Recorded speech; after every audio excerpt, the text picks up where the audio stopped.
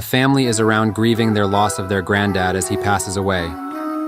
The grandfather sees them grieving from what looks like a portal, but he is well aware that he has already passed. His body slowly floats down and his eyes stay glued to the portal until he can no longer see it. He settles on a puddle and lays in the puddle, still staring upwards but looking at nothing. Slowly it feels not that he is sinking, but the puddle is pulling him down. Pulled underwater, he is now being slowly pulled deeper and deeper into the water. But the water is strange, as it isn't blue, it isn't clear. It's dark, as if you are watching the tide at midnight, a darker water that you cannot see out of. As he gets pulled deeper and deeper, eventually he falls out of the water and begins to free fall. As he is falling, multiple beings that seem to be floating keep coming to his side. What is your name? Every being that he seems to pass asks him this question. At first he answered quickly and very resolute. My name is Albert Page. Another being asks, what is your name? My name is Albert Page, he answers quickly. He keeps falling and more keep asking. What is your name? My name is Albert. What is your name? It's Albert. He continues his decent and yet more keep asking the same question. What is your name? It's Al, he states. What is your name? It's Al. His plummet continues, and it seems to be never ending. Finally, he smacks against a surface, but strangely he's not hurt, even after falling for so long. He gets up and is greeted by someone. He has trouble making out his face. Then the person asks him again, what is your name? My name is Ah. The A sound keeps coming out, but he can't say anything. It feels as if it is on the tip of his tongue, yet he cannot say it. Finally, he gives up. I don't know what my name is. The person hugs him and invites him in. It's okay. None of us have names either. He follows the person through a gate and he sees a flurry of people in this area. He continues to follow and is in awe of all the people gathered. All of them greet him as he walks through the town, village, city. He wants to call it all of these things, but realizes he has no idea what any of them mean. So he ignores it and just continues to walk through. He stops for a moment and sees a man and a woman sitting together. Tears start coming to his eyes as he stares at them. The person turns and tells him that he should go greet them. The man slowly walks over and says hello to the two. They greet him back and he asks, why are they sitting together away from everyone? They say that they feel more comfortable when it is just the two of them. He asks if they know each other, and they both say no, they can't remember if they have ever met. The woman said she arrived one day and saw the man sitting alone. She felt drawn to him, so she went and sat next to the man, and they have been there ever since. She stares at him and puts her hand on his cheek and said, I don't know why, but speaking with you has put me at ease as well. I hope you have been well, she said with a soft smile. Yes, I have been. Thank you. The person then beckons him to follow. The man says goodbye and leaves to follow the person. The person then explains, that is just the type of world this is, a world of nothing. Nothing is known and there is no need of it. He explains to the man that he has passed from his world to this one. The knowledge of one world cannot be brought to another. Do you remember when falling, beings asking you questions? Yes. Yet you cannot remember the question they asked, nor your answer to it. Others have strong attachment to the world they come from and often retain some of the information. They are sent to another area. Here there is nothing and everything. There is no pleasure here. It is not needed because pain is not known. Starvation is impossible if no one knows hunger. Here all the plights of the world you knew is not known. But what of my name? What of me? Why do you need a name? Well, for others to call to me. They can just walk up to you, can they not? But how will they recognize me? I look the same as everyone else here. Must you look different? When beings are different, they are ostracized, regardless of how small their differences are. Even in the world you came from, those who were different was persecuted and treated in horrible manners. Even as your world grew to be more connected and equal, still those who were different are still thought of negatively, are they not? Simply because of how one looks, they are thought to act a certain way, think a certain way. They are never seen for them. Here you can be seen as yourself because all that is left is you. Okay, fine. But even then, the structures I see, The beings running on four legs, I feel as if I know everything, but I cannot. If you have need, we have a gathering. They are named Adam, created to try and name those beings and structures that you see. You can join them if you see fit. The have decided to collectively call the four-legged beings Animus, and will begin to start naming individual members of the Animus. Animus, yes, that sounds quite okay. That may be correct. Well, continue your journey. I have things to attend to. Don't be afraid to come to me if you see me walking around. How will I know it's you? We all look the same. As he put his hand on my shoulder. Indeed, that was all that was said. The being then walked away. I continued my walk around. I stopped by Adam, the group of beings attempting to name the Animus. As they discussed, it seemed to be more confusion than anything. After all, they don't recognize anything here. It would be hard to name and differentiate them that way. While they are clearly different from us and different from each other, we have no idea why. One Animus walked up to me, tongue out, tail wagging. I kneeled down and petted it. The Animus then jumped on its back and exposed its midsection, which I then rubbed its belly. Dog, I said. Can we name this one a dog? They were impressed by me. We did not expect a new member to come and bestow such a great name on this being. This being and those who are similar to this being will now be a dog. Once again, I felt a hand on my shoulder, and it's a being. The same being I met when I first came, I believe. Great job. They have been struggling with that for a while now. On your first day, you have contributed greatly. Is there anything else you could think of a name for? For some reason, I felt like I should not say anything more. No, I guess I just got lucky with this one. It would seem so. The being then walked away from me again. What a weird encounter that was. I decided to distance myself from Adam and walked away. Dog followed me. It made me feel a great relief. But that doesn't seem like the word. There was something else near me. A being moving around on its stomach. It spoke to me. Hey, you're new here, right? You must have been really attached to your world. What makes you say that? I asked. Well, that thing next to you, the dog that you named, that is the exact name that it has in your world. When he said that, it's as if my mind cleared a bit. No wonder it just felt right. Maybe this dog in my world had a sort of relationship with me. Same with that couple that was sitting on the bench. This world I'm in is so hard to get used to. It feels like I know so much yet. Everything disappears as soon as I'm about to vocalize it. The being then asked me if I wanted some help. Help with what? I asked. To remember some of what you lost. I know you're not supposed to, but I can't bear to see someone so lost like you. The being then led me to an area that had an altar. There was a round object on there. I was confused. The being then crawled up and rested on my shoulder. It whispered to me to eat the object. Why? I asked. The being explained, this world is connected to yours, which is why you ended up here. It's impossible to stop all knowledge from another world from entering this one.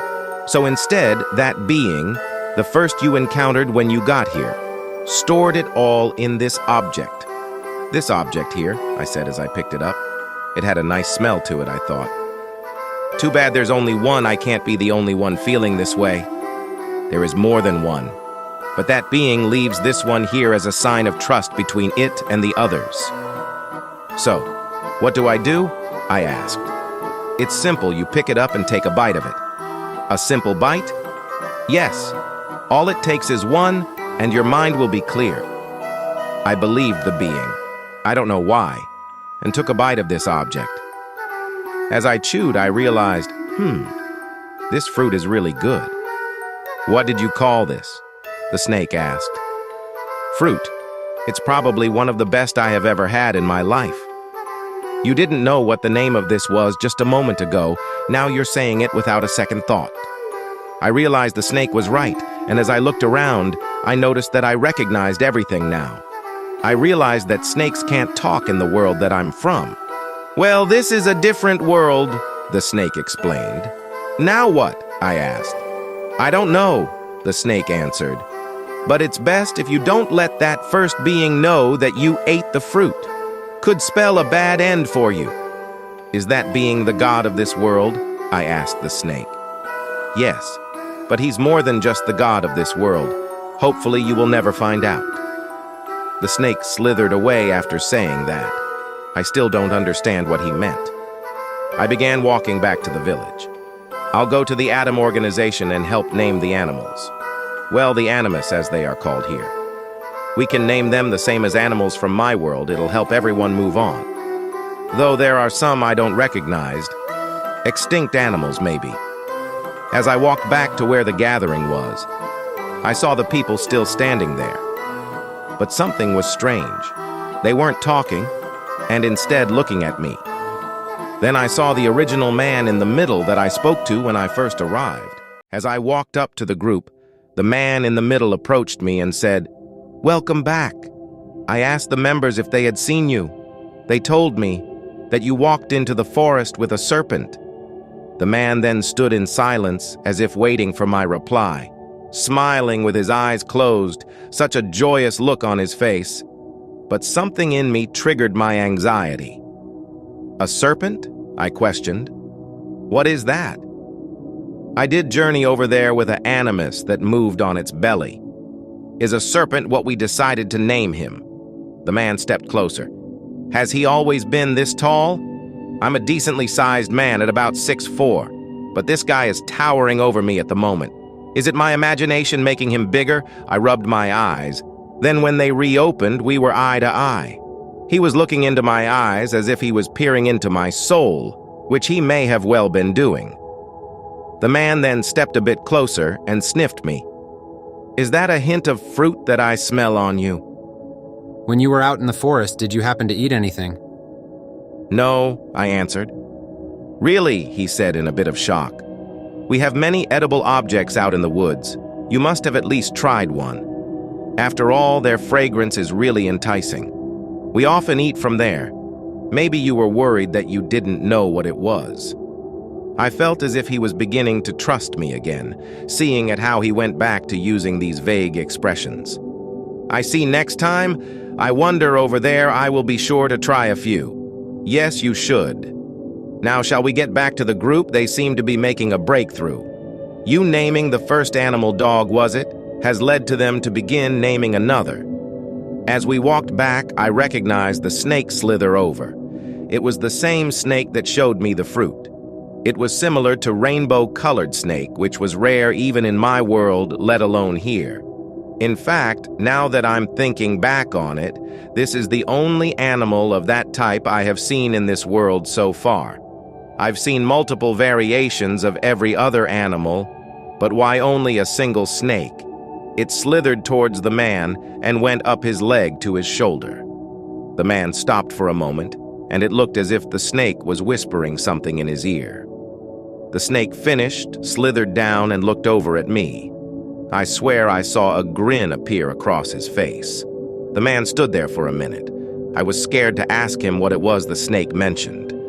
I didn't know what to do. The man simply stood there, not moving. Finally, I cracked. "Okay, I ate the fruit that was on the altar. I just couldn't take not knowing. It was driving my head wild. It felt as if my mind was going to split open, seeing all these things I knew, but couldn't say. I was just curious. If you want me to, I will leave everyone alone and live in the forest myself." The man still did not turn around. Next thing I know, I blinked, and he was suddenly right in front of me, both of his hands on my shoulders, and his eyes were wide open, yet they were pitch black. The man spoke, and his words echoed throughout my entire head. "You will live in the forest, is that a promise?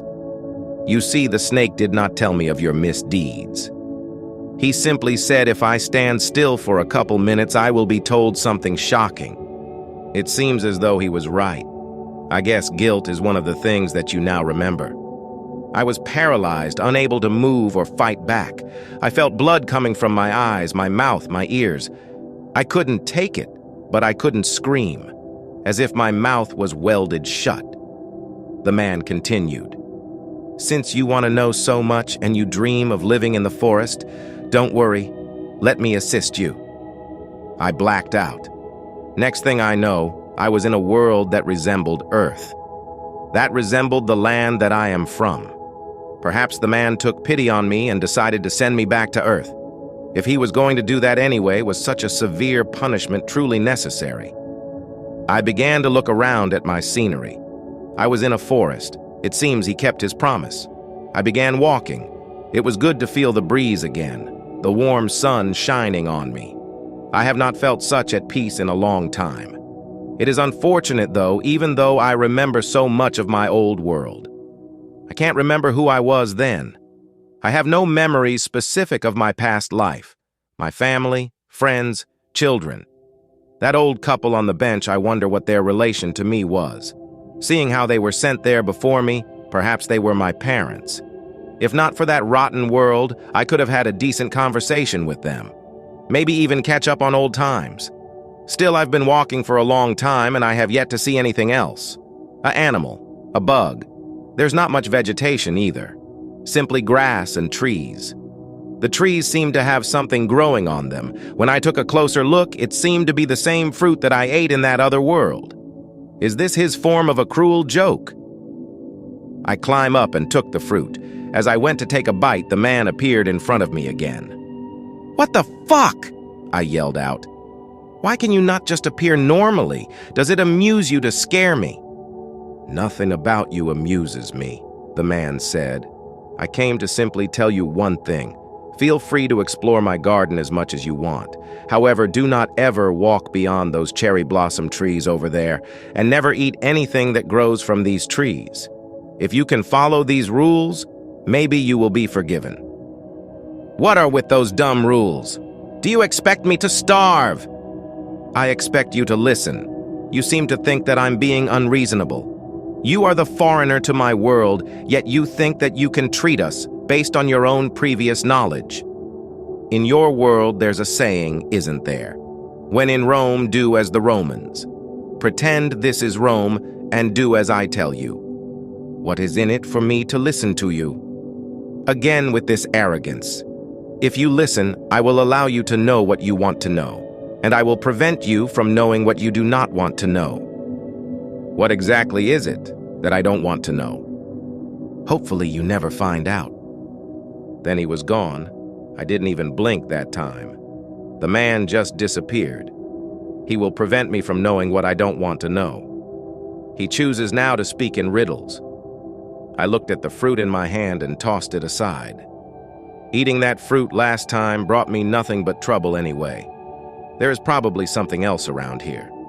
I began my walk through the forest, trees and grass as far as I could see, and nothing else. Every tree had the same fruit. There must be something. I kept going until I reached the edge of the forest, marked by cherry blossom trees. I walked towards the edge and peeked out. It seemed to be more forest. I want to walk out there, but he told me not to go. Also, what he said keeps replaying in my mind. He will prevent me from knowing what I don't want to know. Is it about my past life? Was I that bad, or was my life that bad? Was I a murderer? Did I kill my parents? Did someone kill me? What the hell do I not want to know? I sat with my back to one of the trees and stared at the forest beyond the cherry blossoms. I wonder what's over there. Is it simply more of the same and he's trying to trick me? I don't know if he's God, but he definitely is divine considering his abilities. He's probably watching me now. Then as I sat there contemplating, I felt a familiar sensation on my arm. When I looked, it was a snake.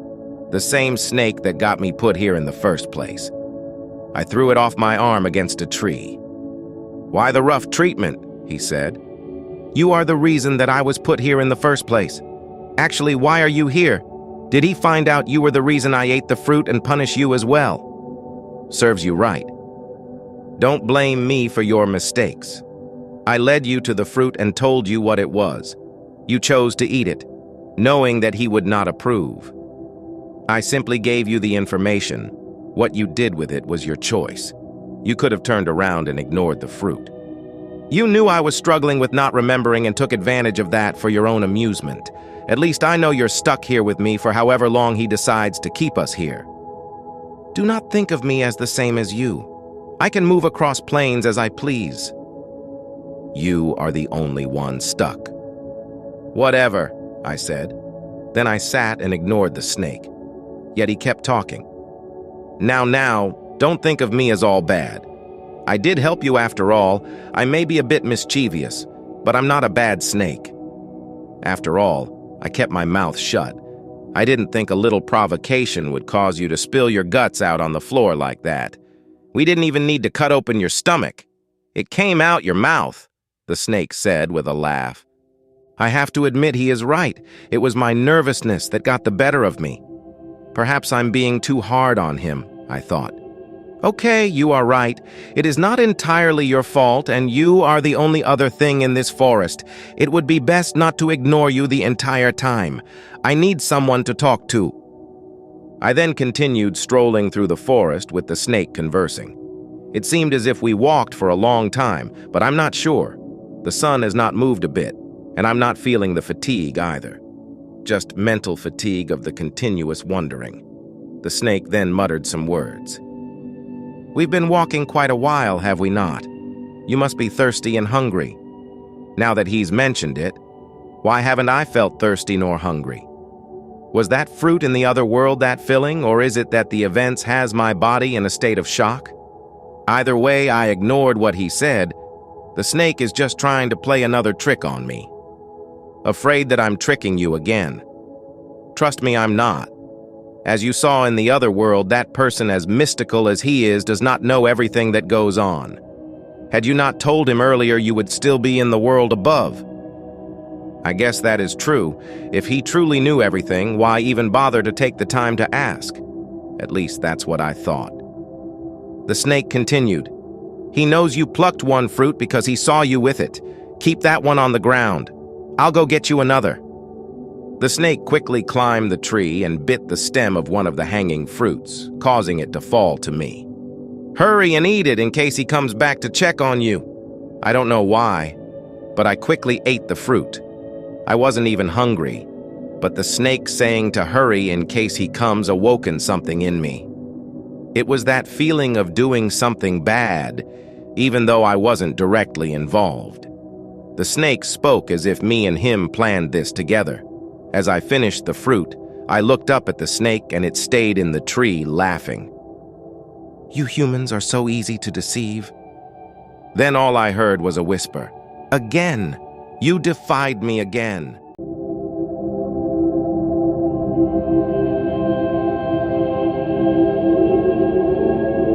What must I do for you humans to choose your divinity and throw aside your humanity?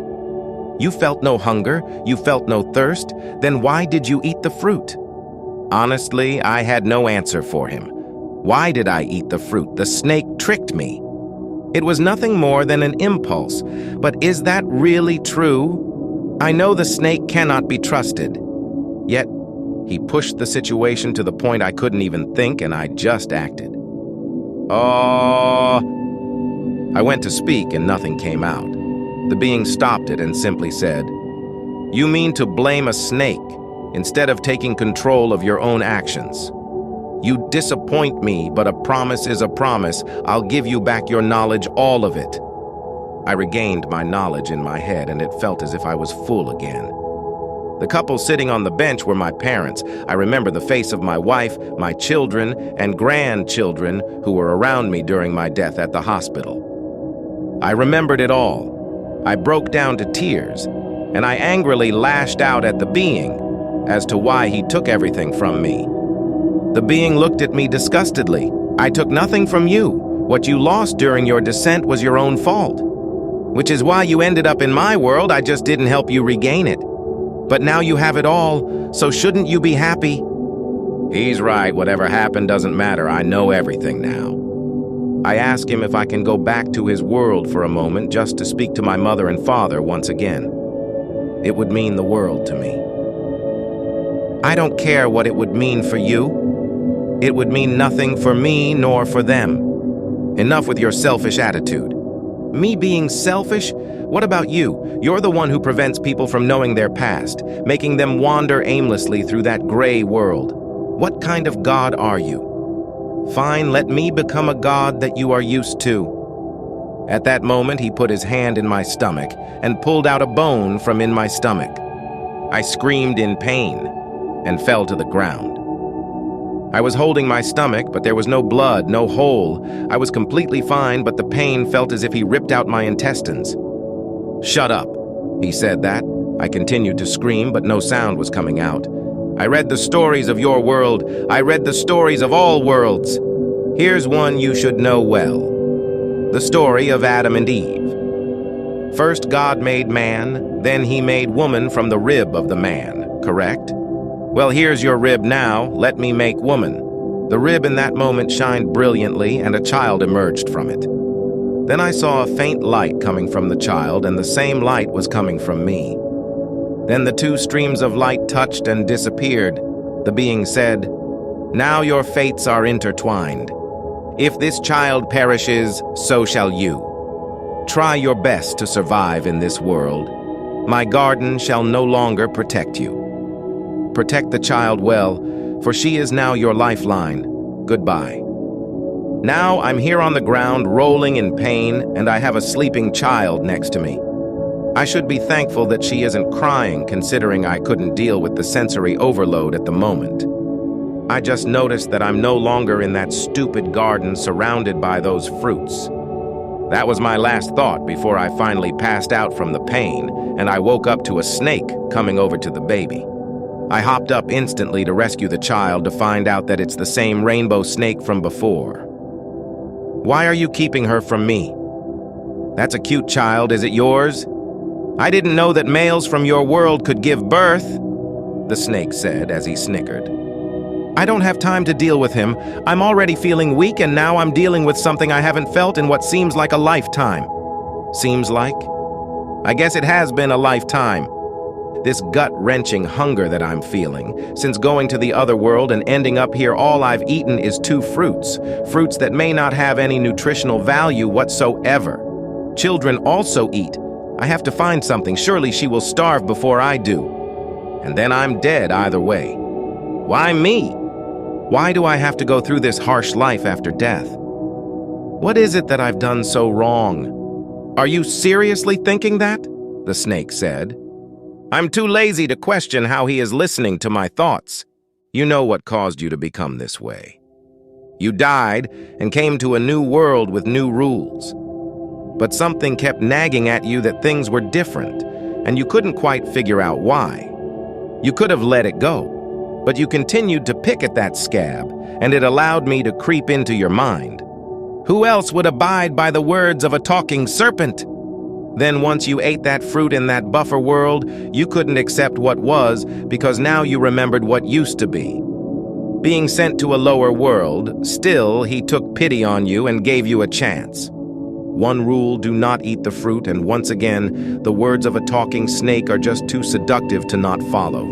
Rebellion after rebellion, and you still have the gall to ask, what was it that you did? The snake was right in his words. But those words don't matter. Not anymore. The blame is mine. But now all I can do is live with it. I tossed outside the garden and have walked for miles. I don't know how far I've gone, but I have not found an inkling of some edible vegetation. I slipped on a little hole that was probably dug by a small animal. I hurried and flipped over to catch the sleeping child on my stomach, causing me to hit my head on the ground. I felt myself passing out again when I saw a shadow peek over me. All I felt was shaking, as if I was being rolled down a cobblestone path. I kept fading in and out of consciousness. I don't know how long I was out, but I was wakened by the smell of food being made. A woman was standing over me and shoved a spoon in my mouth. I instantly spit it out. It was the worst thing I have ever experienced in my life. The bitter taste activated my gag reflex. But with nothing in my stomach, nothing came out. "What the fuck was that?" I yelled, to which the woman replied, "It was nutrients that you need to live. But if you want to deny my goodwill, perhaps it's better for you to go hungry." I felt bad, because I was on the verge of death, and here I am cursing my Savior. I apologized. She sat the bowl next to me and walked to another room. I tried to eat a bit of the soup that she made, in which I still could not stomach it. At least I have a place I can relax for a bit. As I shifted to lay back down, I felt that pain in my stomach again, which made me realize, where is the child? I quickly hopped up and headed for the door, but the hunger caused me to become lightheaded, and I collapsed as soon as I took a step out the room. I saw the woman who just left me, chewing the soup, spitting it on a spoon, and then feeding the baby. I could barely muster words to ask what the hell she is doing, to which she turned around to look at my pathetic self laying on the ground. She yelled, "Grunt!" to which a large man walked out and grabbed me up, setting me back on the bed. "Feed him while you're at it," causing the man to force the bitter soup in my mouth, followed by him putting his hand over my mouth so I can't spit it back out. He did this until the entire bowl of soup was finished. Then the pain in my stomach made me sleep again. When I woke again, I felt a bit better and was able to stand on my feet and walk. The woman was still taking care of the child. "I'm not mannerless," I told her. "Thank you for taking care of her. After all, that child is everything to me at the moment." I had to ask her why did she have to feed the baby her spit. She replied, "This is why I hate males. You ate that soup, did you not? Without grunt force feeding you? Could you have kept it down? That soup is much too bitter for a child, so we have to chew it first to get rid of the bitterness. But that's not the important question. The question is, who are you, stranger? And why were you in the barren forest?" "The barren forest? You make it sound dead," I said. She replied, "It might as well be dead, seeing how nothing grows in it. Nothing but grass and leaves in that forest. A fruit has never been seen. Enough of that. Explain who you are before I have Grunt toss you out." I explained to her everything that has happened to me so far. Dying, being born in a vacant world, a serpent tricking me into eating a fruit, being cast out by a being lording around like God, ending up in his garden, then tricked by the same serpent into eating another fruit and being cast out again. Then I ended up here. "I see," she responded. "And the child, where is she from?" "She's from my stomach," I replied. "Well, I don't remember males being able to give birth. You will have to explain a bit more." I told her that being reached in my stomach and pulled out my rib, creating the child. That child and my life is intertwined, and if anything happens to that child, I die as well. I thanked her from the bottom of my heart for saving us. "Well, you already died once, and it hasn't gone well, so I understand not wanting a second time. From the sounds of it, you are similar to us, but this is the first I've heard of him pulling out a rib and forcing a child on someone. You must have truly enraged him." I was surprised. "You know the being. Not just me, we've all dealt with that god." "We," she said. "Follow me." She opened her door to show an entire village of people. "Welcome to the village of gods abandoned.